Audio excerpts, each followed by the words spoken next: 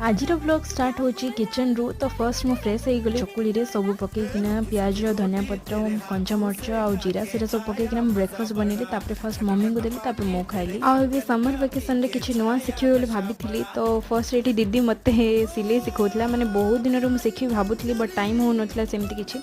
तो से सिखेला मते आ मु बनैथली चारटा जो हाथ पोछुआ पई किचन रे यूज हो सेटा। आउ दीदी सेतके भितरे तार क्राफ्ट रो जेतके सामान थला सेटा बनौतला। तो फर्स्ट मु सिलेला पर आनिकी मम्मी को देखी तांगे तो अप्रूव करदेले भल अच्छे बोली। तो मु भी टिके सैटिस्फाई हो गली। तापर जेकिना मोड़ी कंचा आंब रखा हैतला तो मु सेटा काटिकिना लुण मरच सहित टिके खाइली। और संध्या रे एते वर्षा हला माने बाहर तो कर जाय हो सेति पई दीदी और मु मिसकी घरे एठी बनैतलो सिंगड़ा।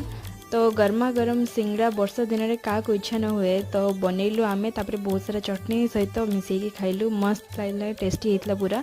तापर रात में मो मम्मी को रोटी बनवारे टिके हेल्प कर दी। And thank you for watching.